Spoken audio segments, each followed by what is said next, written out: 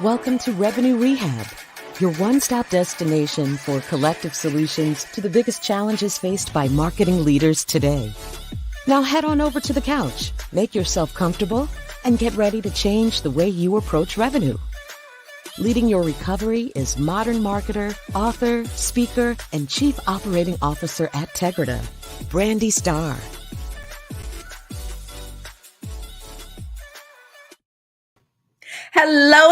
Hello, and welcome to another episode of Revenue Rehab. I am your host, Brandi Starr, and we have another amazing episode for you today. I am joined by Jen Anderson-Alonzi. Jen is a CMO and general manager with nearly 20 years of experience in transformation, turnaround, and scaling businesses. She started her career in management consulting, moved into B2B sales, and then migrated into marketing and general management.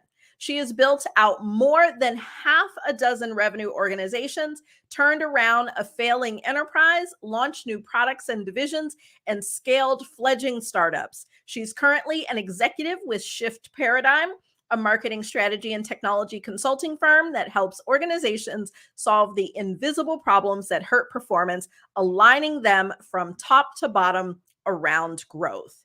Jen, welcome to Revenue Rehab. Your session begins now.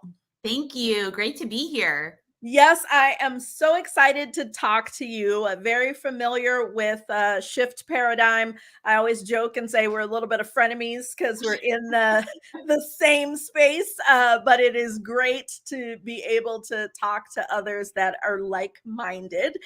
So glad to have you on the couch. Thank you.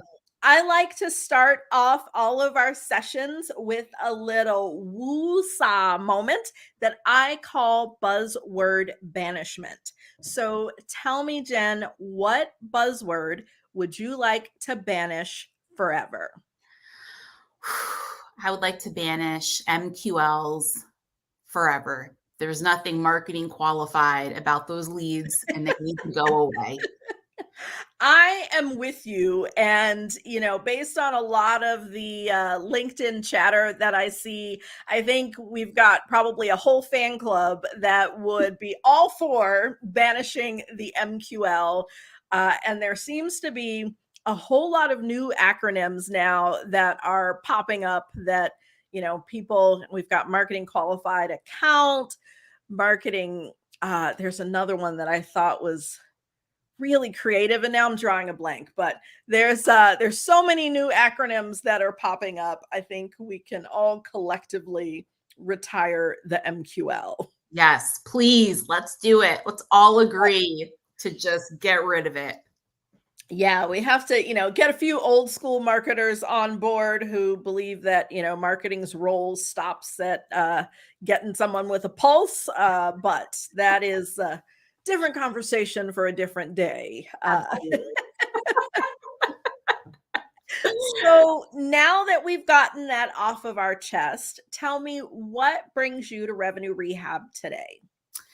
Well, I'd love to talk a little bit about the sort of the new era of marketing that I think is upon us. And sort of what I'm seeing as I talk to a lot of marketers is that they are all sort of experiencing the challenge that has come with the post-pandemic era. And that is pipeline is just not as easy to generate as it was previously.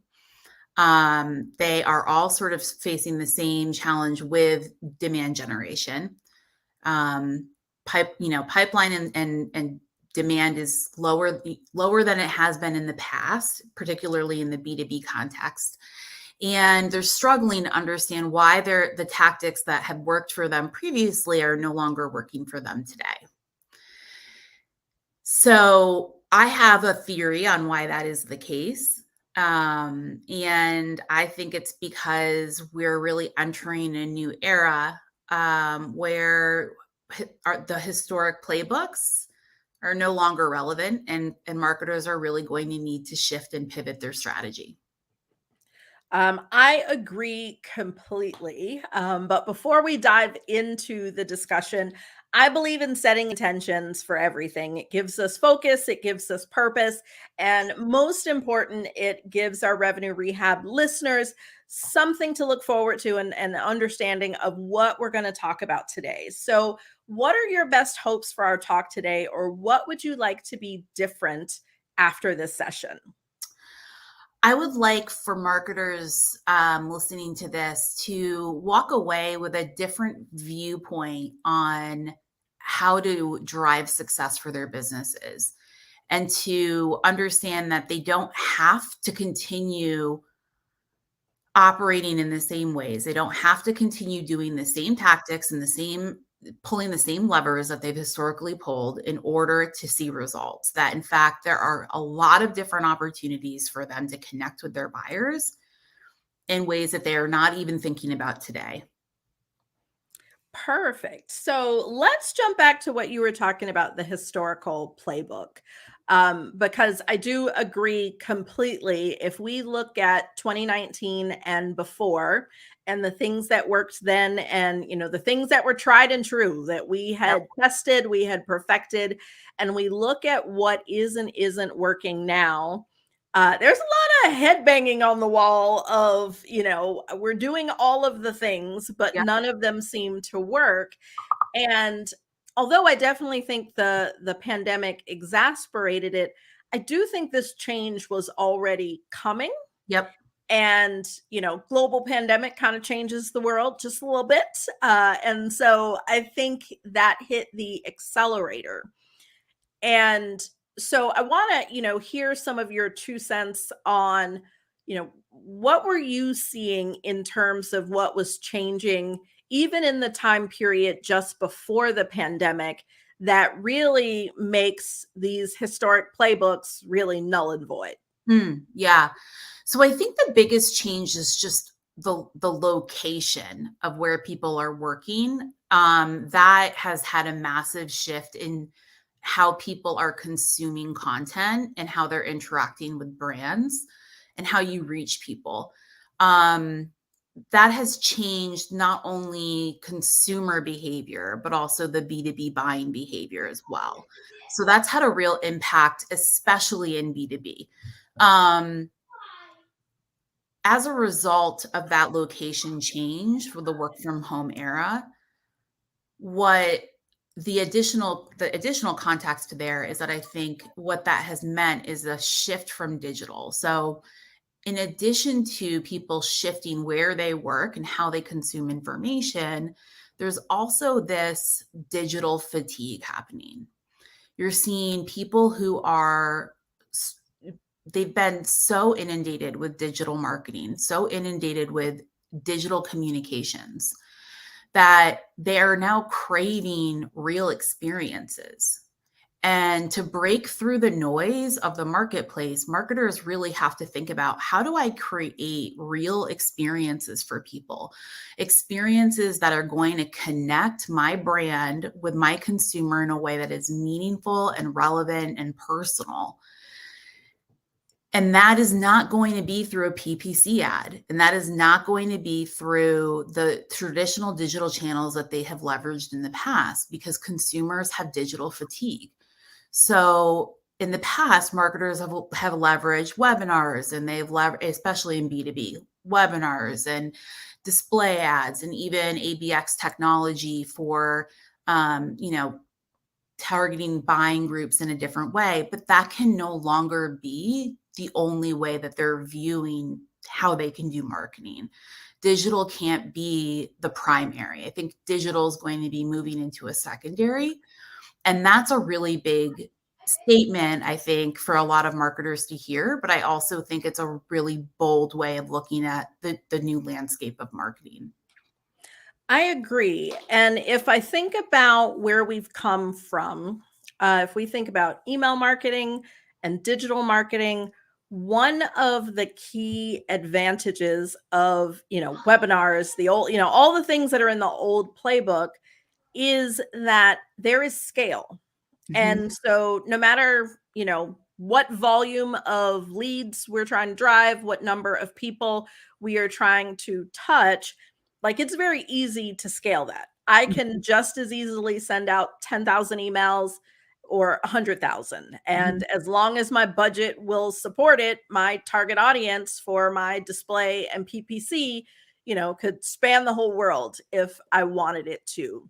When we think about real experiences, and I love that you didn't just say experiences, because that's another word that is overused right now, but it is those things that are real and meaningful. There's a big challenge there when it comes to scale. I could get in front and create real experiences for 100 people, but could I do that for 1,000? Yep. And so understanding that we are likely headed in the direction that you're talking about, with digital being more of a secondary. And if I'm the head of marketing and I'm thinking about the resources I have, both people and budgets, how do I scale to do what is now expected and pay the higher salaries that people are commanding, account for the fact that, people are now dispersed and are not all in the same place? Like, how do we actually tackle that in a way that is actually possible? Yeah, that's a really great question. So I would say it depends on who you're targeting, right? And it comes down to research. This is the key to excellence. And this is what B2B marketers are missing 9 times out of 10. And I see this all the time. So the difference between mediocre marketing and the companies that are wildly successful in their categories is research. And yet B2B marketers are typically not leveraging research in how they go to market. And what I mean by research is not a Gartner report. I'm not talking about pulling some sort of secondary research. I'm talking about primary research where you commission quant and qual to understand who are your buyers, segmenting the market, understanding what those segments look like, sizing them, then understanding the personas, what matters to those personas, the psychological levers you need to pull to persuade them to make buying decisions.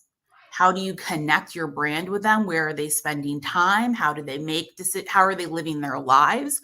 Where do you meet them? What channels are relevant to them, right? So you're actually doing relevant research on your buyers to understand, how do you position to them? How do you meet them where they are? How do you actually become relevant to them as a brand? Now, how you meet them will depend on what you uncover in that research. But to your point, how you make it scalable is also something that you'll uncover. I would say in every case study that I can think of, they've made it scalable through the message. So I'll give you an example.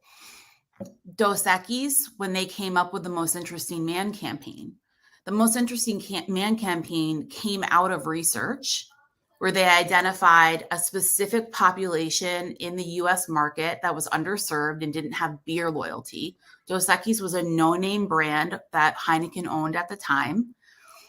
The agency that they were working with identified, hey, you got this post-college 20-something male consumer that doesn't have a ton of beer loyalty. There's a huge opportunity here.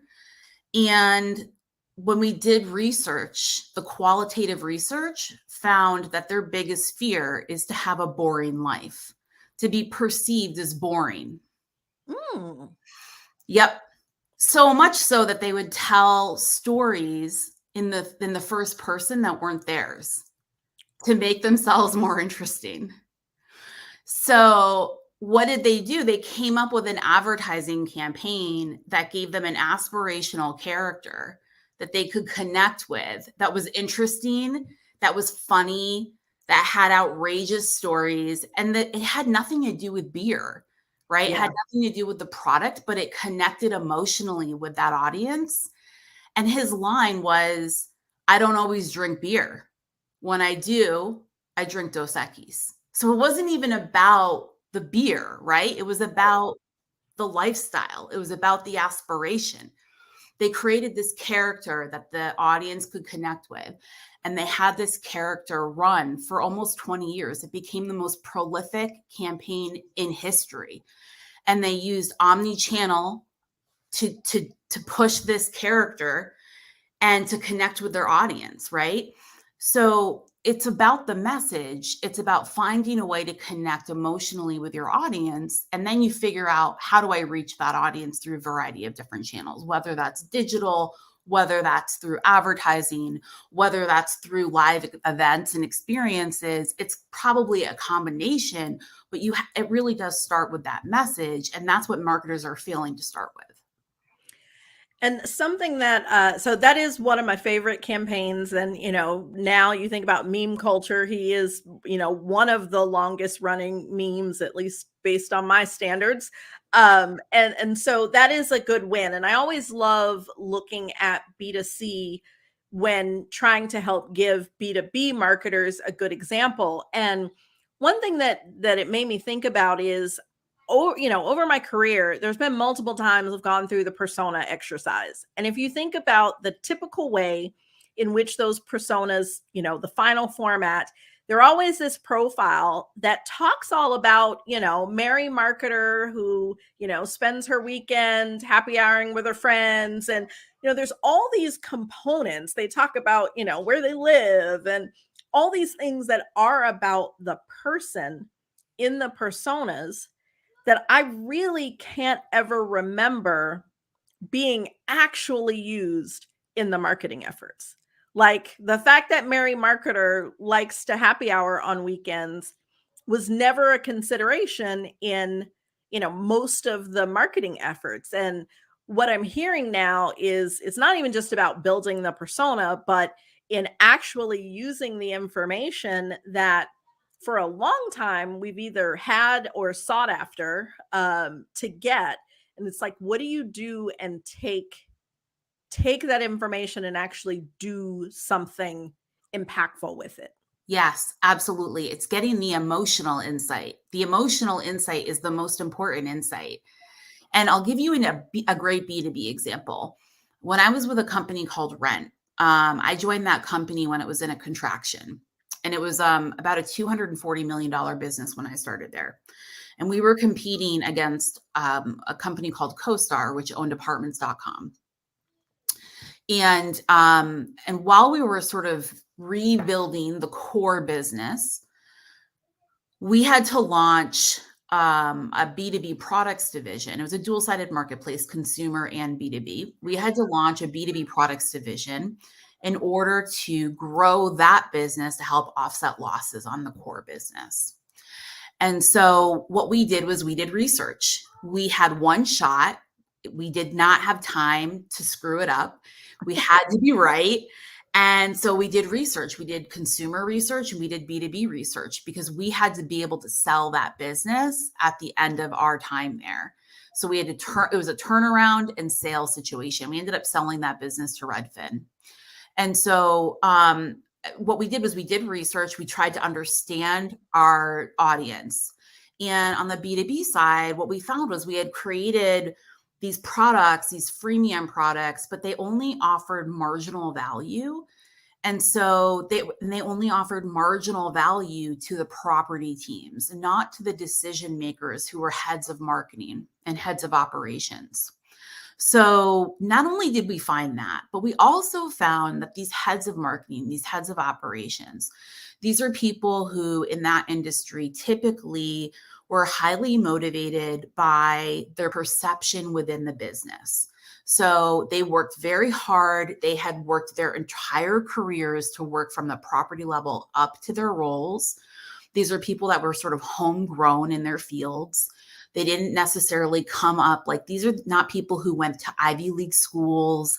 They didn't have that type of privilege and like that, it wasn't like that. So they worked very hard to get where they were and maintain that. Mm-hmm. And they wanted that recognized in the business. And they were working so hard that it was almost like they almost resented the fact that they didn't feel appreciated and that their property teams didn't support them more. Mm. So we understood how important it was to position everything that we then relaunched into the market as a paid product as something that would help them politically achieve more in the business, to be perceived as a revenue driver, to be perceived as a change maker, to be perceived as actually doing the work and the impact that they know that they are, right? So it was all about aligning the messaging with what mattered to them and that emotional insight about them.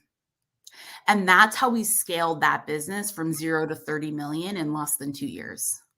That's amazing. But that is one thing that I have always talked about a lot, even in the decision process. So you think about B2B, generally it's always a committee of some size. And most people, when they are developing their products and services, they are really just thinking about like the core decision maker. But if you think about everybody in that room, in addition to all the business requirements that they're trying to meet, they have unspoken personal needs. Mm-hmm. And to your point, if one thing's gonna make me look like more value to the company than this other, or I have several clients who are nearing retirement age and they're like, I'm not trying to learn anything new. So I'm, gonna fight to hold on to the stuff that I have, whether it's what they need or not. Like there's all these things, people who know they're trying to move on to other roles. They're considering, what looks good on my resume. People who want more work-life balance, they're thinking more about, their time. And so there's all these things that no one's going into a meeting saying, I don't want this solution because it might make me miss my kids' soccer games. Yep. But they're definitely thinking it. Yep. And as marketers, you're right. We have to think about what they're thinking, but not saying the things that are never going to be on a form, that are never going to be a field in our database, those sort of things. And I feel like it's almost like we've gotten too comfortable. Mm-hmm. In, you think, like I think about when I started my career, I was designing for fax machines. So I was designing collateral that was going to be sent and received through a fax. And so if I think about when marketing technology was really becoming a thing and how much that transformed the way I did, my job, then it's like you hit another sort of complacent point where I Yep. think is where we're at, where it's like digital's been working. I know some demand gen marketers, if you give them a number, they can tell you how much revenue they're going to spit out on the other end. Like they've got it down to a science, or should I say they had it down to a science. Mm-hmm. And now we're having to like get out of our comfy spot and kind of figure it all out again, which I think is a scary place to be as a marketer and as a marketing leader. Yep. Yeah. And I guess if you're somebody like me who is bored by the routineness of marketing, right? Like the thing that I have disliked about marketing is how comfortable everyone gets in the routine of it all. You should never be doing the same thing quarter over quarter. And if you are, then you've lost sight of what marketing is supposed to be, which is innovative. The whole point is that you're supposed to be innovating on what you've been doing so that you stay ahead of the curve, so that you become a category leader, so that you're doing things that your competitors aren't, right? So that you're staying fresh and ahead, right? But instead, what we do is we do something, it works, we just keep doing it until it stops working. Yeah. Yeah. And I think about, honestly, that point is how I got into consulting. Because, in my last role before I joined Tegrita, I had a lot of autonomy in what we were doing, but given our industry, our target audience, the product, I could innovate, but there was a lane. And there were so many things, especially like, you think about 7 years ago, how fast the MarTech industry was growing. And I've always been, a tech lover, tech driven. And there were all these things coming out. And I'm like, I want to play with that. And I want to play with that. And I want to play with that. But it's like, there was no real use case at my company. Like I couldn't vie for something that just clearly did not make sense. Yeah. And so for me, I was like, okay, how do I get my hands in more stuff? Mm-hmm. And so that was how I jumped the fence from client side to consulting side, because there is never a dull moment. I work with some clients that are, in their various rounds of series funding and, hyper growth, to some large, Fortune 500 global companies that, they change like turning a cruise ship, and everything in between, B2B, B2C, different industries. And so I never get bored. Like it's like it's impossible. As soon as I, start to normalize, here comes a new client with new problems, new industries, all these sorts of things. And, most marketers don't have that level of flexibility, but your point still reigns true in that if you are comfortable and, your playbook is kind of on autopilot, like it's time to shake things up. Yep. Absolutely. So if I'm a head of marketing and I'm listening and, I'm at home and I'm, hollering at my computer, like, yes, I understand. This is my problem. For those out there that are really relating to this and recognize that their teams, and even themselves have hit that plateau and, are going through that comfortable phase. What's your advice on how you, shake things up and, get people innovating, get people creating these real experiences and not relying on the old way? Yeah, great question. I would recommend doing some qualitative research as a starting point. So, 10 to 15 customer interviews, ideally have an outside party facilitate those interviews so they're objective. But starting with 10 to 15 qualitative interviews where you can interview a combination of current customers and prospects will give you a great deal of insight on what's changed. Right. And that will then guide and inform whether or not you need to do some follow-up quantitative research. So do you need to follow that up with a survey? And what would you include in that survey? The qual will inform the quant. But don't just jump into a quantitative survey without first doing some qualitative to inform that quantitative survey, because people often do that. And what they do is they jump into the quant, but they didn't ask enough of the right questions in the quant, right? So you use the qualitative interviews to dig deep, to ask the questions, to figure out where there are issues, to challenge your assumptions about the customer, to challenge what you think where there are unmet needs, where there is economic advantage in the market right now, or what there are perceptions about your brand, or whatever the issues really are.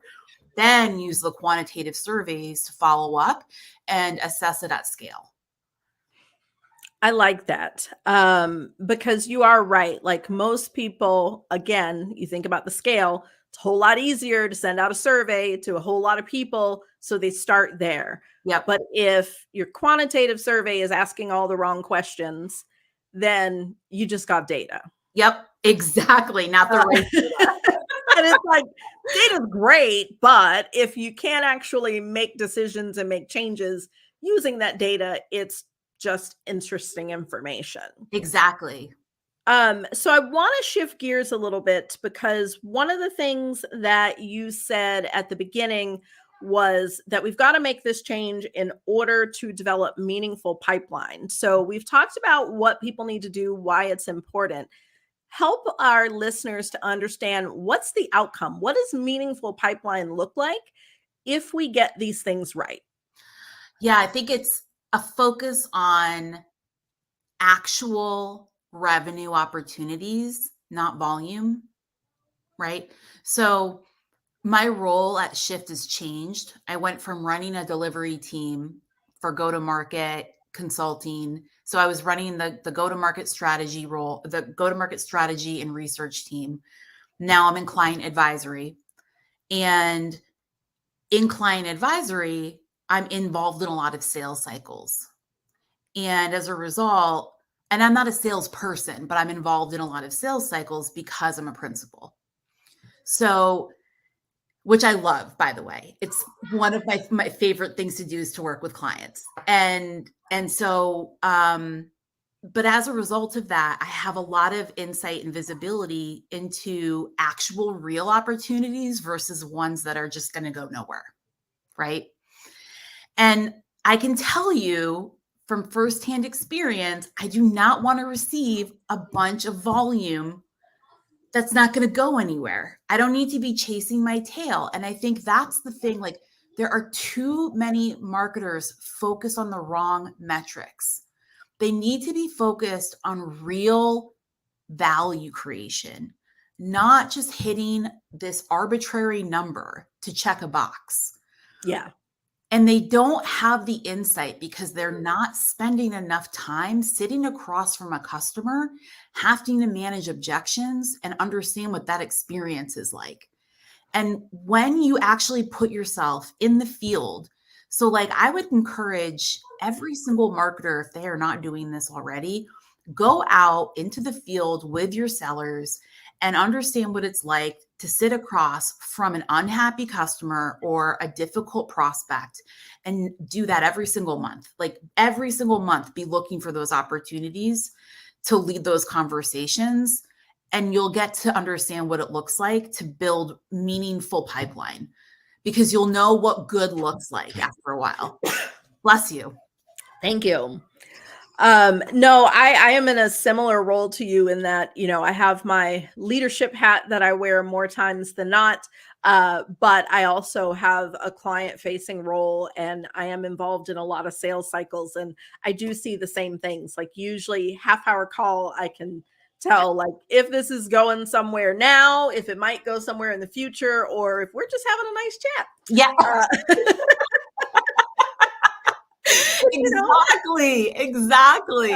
Based on what my calendar looks like, you're right. I don't have a lot of time for a lot of nice chats. Yep, exactly. And so it's like you want to be able to prioritize your time, right? Yeah, no, I agree completely. And I think that is what's most important. And, we talked about putting MQL in the box, as not a meaningful metric. And I think the one thing that I would add is the meaningful metrics aren't always the industry metrics. And, it's almost like there's some industry analysts that make up the metrics, and everybody operates as if they just have to pick from those. Yep. And it's like, no, like you can make up metrics, like any sort of math that you do, you can give it a name and it's a metric. Yep. And so depending on, your industry or what you're selling or how your sales cycle looks, you can figure out what are those meaningful metrics that lead to pipeline, that lead to revenue, that you can measure and be able to, understand where marketing is best being deployed throughout the process. So no, I agree with you completely there. Yeah. It's all about really understanding what is real look like. And let's track towards that. Yes. So talking about our challenges is just the first step, and nothing changes if nothing changes. Yep. So in traditional therapy, the therapist gives the client homework, but here at Revenue Rehab, we like to flip that on its head, and we will ask you to give us some homework. So the first thing is I would ask you, if there's any key takeaways that you'd like to summarize, and then give us all that one thing. What is our first step? If we recognize that we are, experiencing the challenge of using old playbooks and struggling to drive meaningful pipeline, what's our first step? What's our one thing we can do to move in the right direction? Research, buyer research, do it. If you haven't done it, you need to do it. Nothing else matters if you don't know your buyer intimately. That is perfect. So we are all going to take the first steps in terms of buyer research. And we are going to, focus on that qualitative research to start. So even if it is just reaching out and having a conversation with a couple of customers as a starting point, does not have to be the big initiative, because I know sometimes that's the thing. Like anytime we need to do something, we turn it into a big initiative, and 6 months later, we're still planning the initiative. So we encourage you to do that one thing to move in the direction of getting that buyer research. Yep. Any other takeaways that you'd like to add? Assuming you've done that, look at how you can meet them where they're spending their time and living their lives. So stop focusing so much on whatever technology and digital you have available to you. Focus on what you learn in that research about your buyer. Where can you meet them where they are? And don't be afraid to do something that's totally unconventional. In fact, it's encouraged. If you really want to change things up, do something very different and outside the box that you've never done before. Awesome. I love that. Well, Jen, I have so enjoyed our conversation today. Ditto. Thank you so much for joining me, but that's our time for today. Thank you so much for having me. I really enjoyed it as well. I appreciate you coming. And thanks to everyone for joining us today. I hope that you have enjoyed my conversation with Jen. I can't believe we are at the end already. I will see you next time. You've been listening to Revenue Rehab with your host, Brandi Starr. Your session is now over, but the learning has just begun. Join our mailing list and catch up on all our shows at revenuerehab.live. We're also on Twitter and Instagram at Revenue Rehab. This concludes this week's session. We'll see you next week.